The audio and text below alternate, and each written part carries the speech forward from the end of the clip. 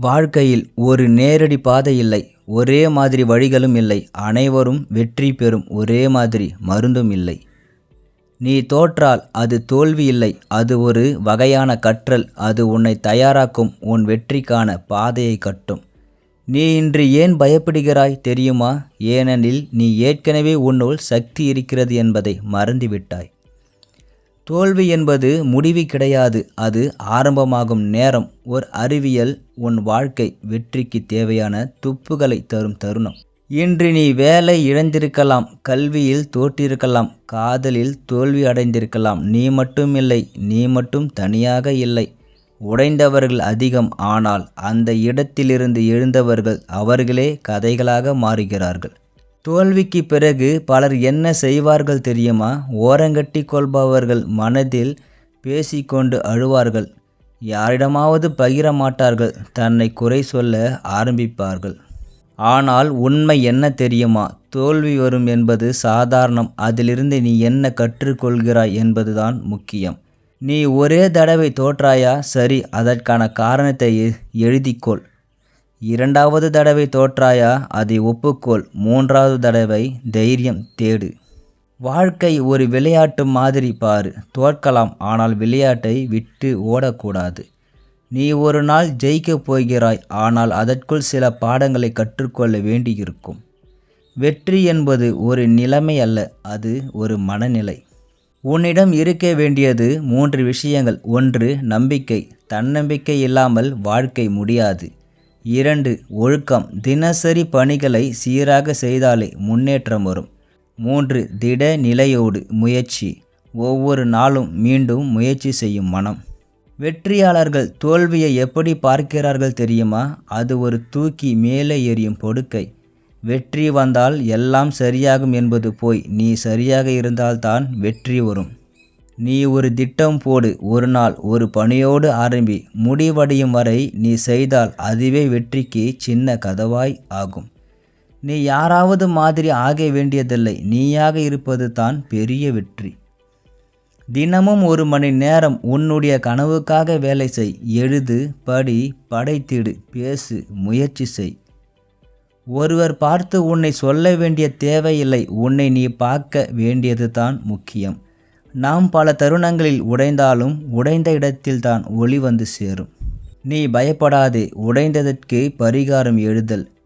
உடைந்து போகாதே. உனக்காக நேரம் இருக்கிறது. உனக்கான வெற்றி இன்னும் வரவில்லை. அது வரும்போது இந்த வழியும் அர்த்தமாயிருக்கும். இந்த கதையே உனக்கு மட்டுமில்லை, உன்னை போன்ற பலருக்கும். நீங்கள் தோற்றால் என்ன செய்வது என்பதை புரிந்து கொள்க. தோல்வி வந்தால் ஒன்றும் முடிவல்ல, அது உன் தலைவனாக மாறும். உடைந்து போகாதே வாழ்வில், ஏனெனில் இந்த உலகம் உன்னை எதிர்பார்க்கிறது. நீ ஒரு கதையா? இல்லை, நீ ஒரு சாட்சி. உனது தோல்வி கூட ஒரு உண்மையின் சாட்சி. உனது தோல்வி கூட ஒரு உண்மையின் சாட்சி. ஒருவர் ஒரு முறை பிஸ்னஸில் தோல்வியுற்றார். அதற்கு அப்புறம் வீட்டுக்குள்ளேயே ₹1 இல்லை. மனைவி சொல்லியது, நம்ம வாழ்நாளில் ஒன்றும் இல்லாமல் இருந்தாலும் பரவாயில்லை, நீ மட்டும் உடையாதே. அந்த வார்த்தை ஒரு வலிமை. அவனுக்கு வேலையும் இல்லை, கனவுகளும் சிதறி போச்சு. ஆனால் மீண்டும் 0விலிருந்து ஆரம்பித்தான். 5 வருடத்தில் அவனது யூடியூப் சேனல் 10 லட்சம் சப்ஸ்கிரைபர். அவனது ஃபெயிலியர் தான் அவனது ஃபியூச்சர் ஆயிற்று. இது ஒரு கதை மாதிரியும் அல்ல, அது நிஜம். நீயும் அப்படித்தான் செய்ய முடியும். தோல்வியோடு பழகிக்கொள், ஏனெனில் அதுதான் உனக்கு திறவுகோல். நம் வாழ்க்கையில் எல்லாமே வெளியில் இருந்து வரமாட்டேன். வெற்றி, சந்தோஷம், அமைதி எல்லாமே உன்னுள்ளேயே இருக்கிறது. அந்த கதவை திறக்க வேண்டும். மனம்தான் கதவு, மாற்றம்தான் சாவி. ஒவ்வொரு நாளும் உன்னிடம் பேசிக்கொள். நான் இன்னும் முடிவடையலை, நான் இன்னும் முயற்சிக்கிறேன், நான் இன்னும் உயரப்போகிறேன். இன்று யாரும் உன்னை ஆதரிக்காவிட்டால் பரவாயில்லை, நாளை யாரும் உன்னை தாண்ட முடியாத அளவுக்கு உயர்ந்திருப்பாய். தோல்விக்கு பயப்படாதே. பயந்தாலும் நடந்துவிடு. பயத்தில் நடப்பவன் தான் வீரன்.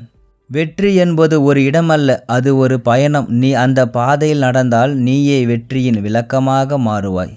இன்னும் ஒரு நாள், இன்னும் ஒரு முயற்சி, அதுவே உன்னை மாற்றும் நாளாக இருக்கும். நீ யாராக இருந்தாய் என்பது முக்கியமில்லை, நீ யாராக இருக்கப் போகிறாய் என்பதே வாழ்க்கையின் வித்தியாசம்.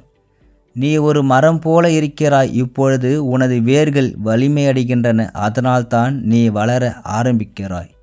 நீ விரைவில் ஒரு விளக்காக மாறுவாய். மற்றவர்களை வழிகாட்டுவாய். ஏனெனில் நீ தாண்டிய இருள்தான் உன்னுடைய ஒளி. உடைந்து போன பலர் இப்பொழுது உலகையே மாற்றுகிறார்கள். ஏன் நீ மட்டும் சோர்வடைய வேண்டும்?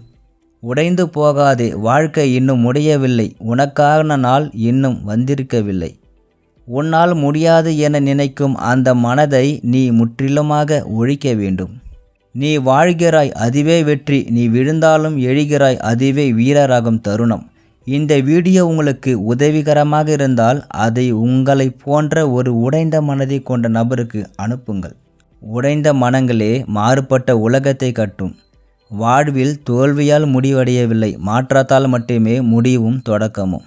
எதிர்பார்ப்புகள் இல்லாமல் ஒரு வாழ்க்கை இல்லை. ஆனால் சில நேரம் அந்த எதிர்பார்ப்புகளே நம்மை உடைத்துவிடும். ஒரு குடும்ப தலைவன் பணி, கடன், பிள்ளைகளின் எதிர்காலம் மற்றும் பெற்றோர் அனைத்தையும் சமாளிக்க நினைத்தவன் ஒரு நாள் தனியாகத்தான் அழுவான்.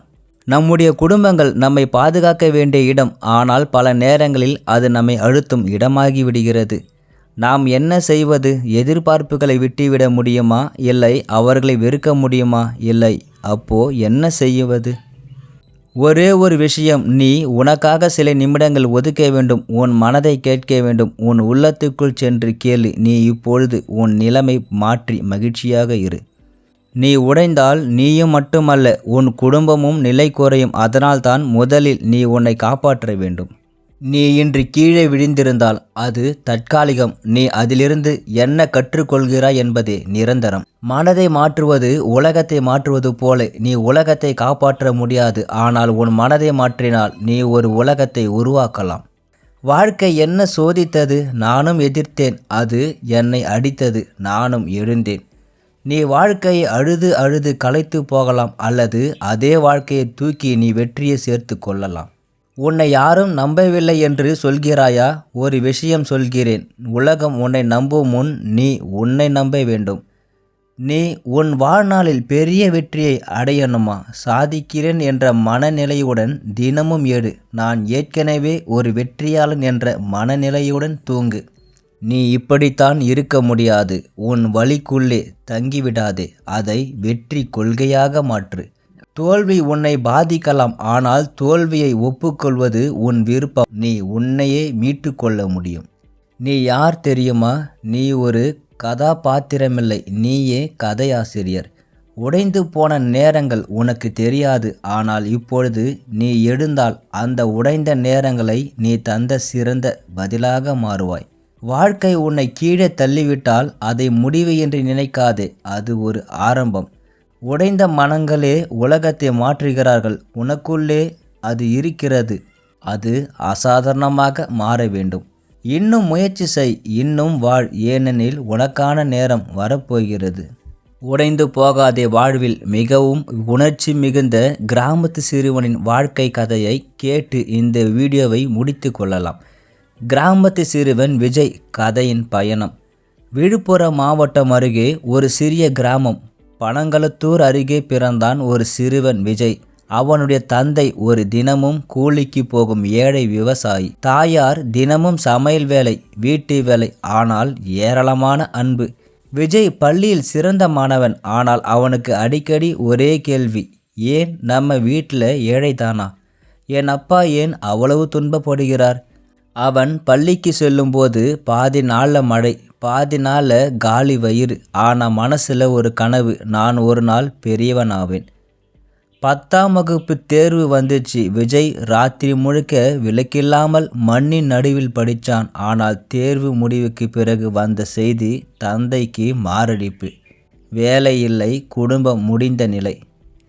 விஜய் பள்ளிக்கு போக வேண்டிய காலத்தில் டீ கடையில் வேலை செய்ய ஆரம்பித்தான். காலை 5 மணிக்கு எழுந்து டீ போட்டு பிறகு ஸ்கூலுக்கு போவான். ஒரு நாள் நண்பன் சாடினான், டீ போடுறவன் நீ எப்படி என்னுடன் படிக்கிற?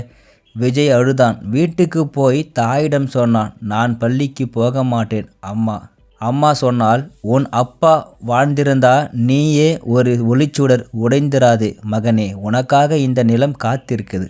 விஜய் மாற்றம் கண்டான். தினமும் வேலை, பின்னே படிப்பு.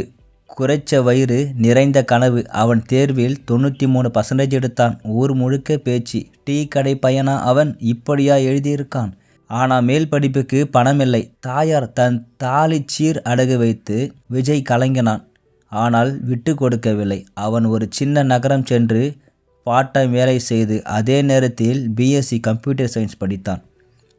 கல்லூரியில் அவனை யாரும் பார்த்து கொள்ளவில்லை. அவன் வசிக்கும் இடம் 10 பேர் ஒரு அறை. ஆனால் தினமும் ஒரு பழக்கம். அவனது நோட்டு புக் கடைசி பக்கத்தில் எழுதியது, நீ ஒரு நாள் CEO ஆகுவாய். விஜய் யூடியூபில் புரோகிராமிங் கற்றுக்கொண்டான். அவன் யூடியூப், பிளாக் மற்றும் ஃப்ரீலான்சிங் மூலமாக சிறிய அளவில் பணம் சம்பாதிக்க ஆரம்பித்தான்.